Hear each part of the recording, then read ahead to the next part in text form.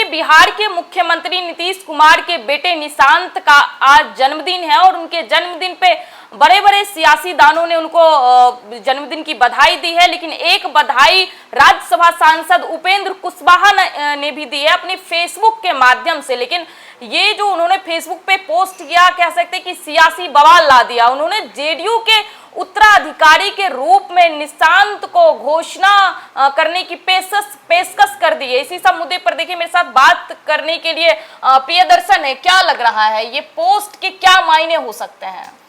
देखिए, सबसे बड़ी चीज है ना कि आज निशांत का जन्मदिन है, तो उनको बधाई देने वाले तो सुबह से कई सियासत बिल्कुल अपने दल के नेता हैं ही, जदयू के कई नेता हैं। सुबह सुबह हमने देखा कि पटना के महावीर मंदिर भी गए थे और मंदिर जाते हुए ज़्यादातर उनकी तस्वीरें नहीं सामने आती हैं। आज एक लंबे अरसे के बाद मंदिर जाते हुए निशांत दिखे थे। वहाँ भी उनसे पूछा गया था कि क्या आप इस वर्ष के विधानसभा चुनाव में किस्मत आजमाएंगे, तो उन्होंने पत्रकारों से कहा कि आप प्रसाद खाइए। जवाब था कि प्रसाद खाइए। तो प्रसाद अब उनके लिए एक अलग किस्म का प्रसाद उपेंद्र कुशवाहा ने दिया है कि उन्होंने, सबसे पहले मैं जो तमाम हमारे दर्शक हैं उनको बता दूं कि आज उपेंद्र कुशवाहा ने क्या बातें की हैं। तो उपेंद्र कुशवाहा ने अपने सोशल मीडिया पोस्ट पे लिखा है कि सोशल मीडिया के से जानकारी मिली है कि आज बड़े भाई आदरणीय श्री नीतीश कुमार जी के सुपुत्र निशांत का जन्मदिन है। खुशी के इस अवसर पर जनता दल यूनाइटेड की नई उम्मीद निशांत को जन्मदिन की ढेर सारी शुभकामनाएं। ईश्वर उसे हमेशा स्वस्थ और प्रसन्नचित्त रखें। इस अवसर पर आदरणीय श्री नीतीश कुमार जी से अति विनम्र आग्रह है कि समय और परिस्थिति की नजाकत को समझते हुए इस सच को स्वीकार करने की कृपा करें कि अब सरकार और पार्टी दोनों का साथ साथ संचालन स्वयं उनके लिए भी उचित नहीं है। सरकार चलाने का उनका लंबा अनुभव है, जिसका लाभ राज्य को आगे भी मिलता रहे। यह फिलहाल राज्य हित में अति आवश्यक है, परंतु पार्टी की जवाबदेही के हस्तांतरण जो वक्त मेरी ही नहीं स्वयं उनकी पार्टी के हजारों कार्यकर्ताओं नेताओं की राय में अब आ चुका है के विषय पर समय रहते ठोस फैसला ले लें। यही उनके दल के हित में है और इसमें विलंब दल के लिए अपूरणीय नुकसान का कारण बन सकता है, शायद ऐसा नुकसान जिसकी भरपाई कभी हो भी नहीं सके।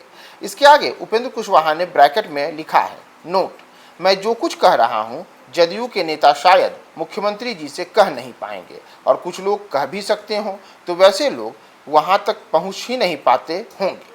फिर उन्होंने अपनी बातों को खत्म किया है और नीतीश कुमार और निशांत एक दूसरे के गले लगे हुए हैं, हाथों में फूलों का गुलदस्ता है निशांत का। तो इस तस्वीर को उपेंद्र कुशवाहा ने पोस्ट किया है।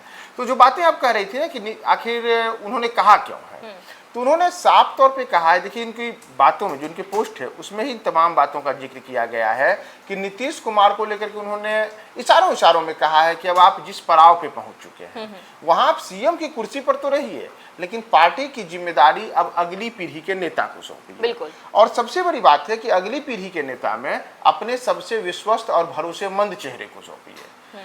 अब यहाँ एक और बात आपको बताऊं, नीतीश कुमार हमेशा से ही परिवारवादी राजनीति के विरोधी रहे हैं। बिल्कुल बिल्कुल। उनके परिवार से आप देखिएगा तो दूर दूर तक कोई भी व्यक्ति विधायक, एमएलसी, सांसद कुछ भी नहीं है। तो नीतीश कुमार ने पूरे देश में अपने आप की एक ऐसी छवि बनाई है जिस छवि में वह ऐसे नेता के तौर पे उभरे हैं जिनका कि परिवारवादी राजनीति के वो मुखर विरोधी रहे हैं और सैद्धांतिक रूप से अपने जीवन में उन्होंने उसे लागू करके रखा है।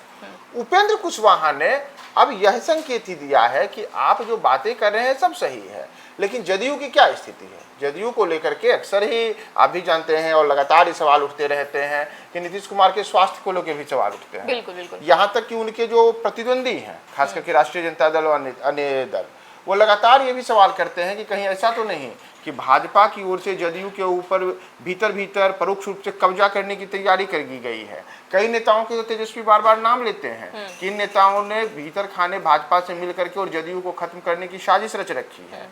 तो एक तरीके से उपेंद्र कुशवाहा ने खुद को अब जदयू का हितैषी बताते हुए, नीतीश कुमार का ही हितैषी बताते हुए उन्हीं बातों को अलग अंदाज में कहा है। और निशांत को लेकर के उन्होंने बातें कही है कि आप नेतृत्व के लिए आगे आइए नीतीश जी। लेकिन ऐसा नहीं लगता कि इस पोस्ट से जेडीयू के जो बड़े नेता हैं वो खुश नहीं होंगे, उन्हें तकलीफ हुई होगी, क्योंकि वो भी तो चाहते हैं कि हम भी तो अगली विरासत जेडीयू का हम बने। बहुत सारे बड़े बड़े लीडर हैं जेडीयू।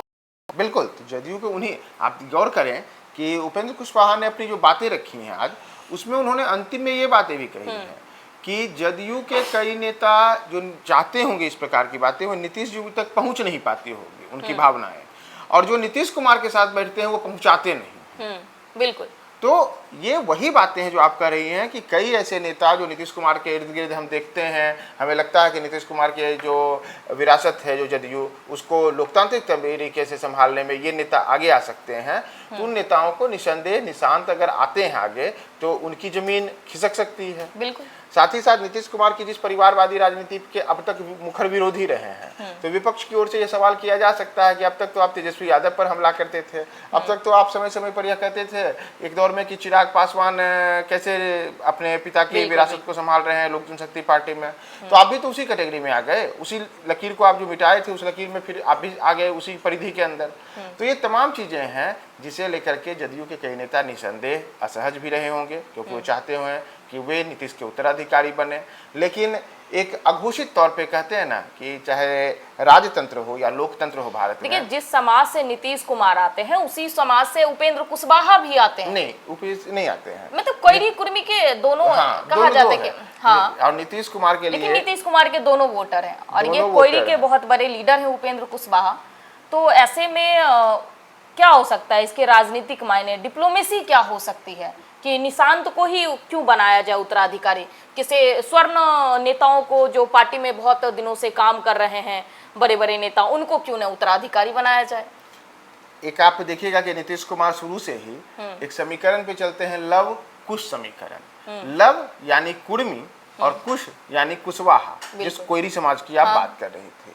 तो स्वयं कुशवाहा समाज से आते हैं उपेंद्र कुशवाहा, और नीतीश कुमार की राजनीति वर्ष 2005 से बिहार में जो मजबूत हुई, तो उसके पीछे माना गया कि नीतीश कुमार के साथ कुर्मी कुशवाहा समीकरण बड़ी मजबूती के साथ रहा।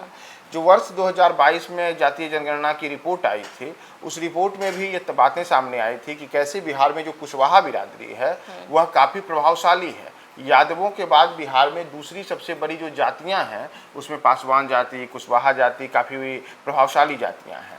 तो कुशवाहा का एक बड़ा वोट बैंक होता है। तो निसंदेह अगर नीतीश कुमार की कुर्मी जाति और कुशवाहा जाति एक साथ रहे तो दोनों का वोट बैंक जोड़ करके करीब 10% से ज़्यादा होता है, और यह एकजुट हो तो नीतीश कुमार के पास एक बड़ा वोट बैंक हो जाता है। नीतीश एक ऐसी छवि के नेता हैं जिन्हें हर कोई अपने साथ रखना चाहता है।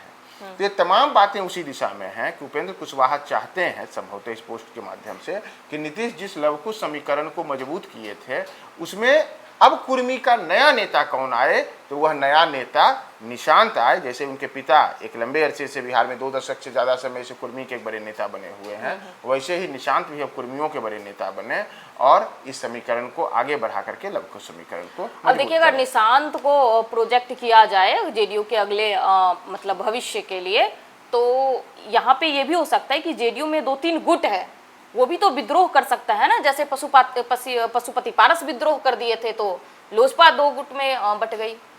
यह तो भविष्य की बात है, भी हो सकती है ना। हम लोग ये तो नहीं कह सकते हैं कि जो लोग ये सोच रखे हैं बरसों से। लेकिन जो जदयू है, अगर जदयू में अब देखिएगा तो जदयू में चेहरा केवल और केवल नीतीश कुमार ही है। अगर आप याद करें तो मैं आपको कुछ और बातें याद दिला दूं। एक दौर में नीतीश कुमार का विरोध किया शरद यादव ने। शरद यादव की क्या गति हुई, शरद यादव को राज्यसभा से के जो सदस्य थे वहां उनको इस्तीफा देना पड़ा। नीतीश कुमार ने जब अपनी ताकत दिखाई तो एक दौर में नीतीश कुमार के साथ या कहीं कि उनसे सीनियर लीडर हुआ करते थे जॉर्ज फर्नांडिस। नीतीश कुमार के बारे में कहा जाता है कि जब दोनों के रिश्ते थोड़े से तल्ख हुए तो नीतीश कुमार के सामने जॉर्ज फर्नांडिस की एक नहीं चली। हालिया आपको एक और उदाहरण दे देता हूँ, जो आरसीपी सिंह ने बहुत सारे हाथ पैर फैलाए, और पिछले कुछ समय में आप देखिएगा तो आरसीपी सिंह जब नीतीश कुमार की पार्टी से निकाले गए या कहें कि निकल गए, तो उसके बाद उन्होंने भारतीय जनता पार्टी भी ज्वाइन किए। उन्होंने अपनी एक पार्टी भी बनाई थी, कोई आशा करके उनकी पार्टी थी। इतना ही नहीं, इन दिनों जनसुराजी भी बन गए हैं। तो जो नीतीश का साथ छोड़ा वह जदयू से निकल करके तो कहीं टिक पाया हो या कहीं उसकी प्रभावशाली छवि बन पाई हो, ऐसा तो कुछ भी नहीं है।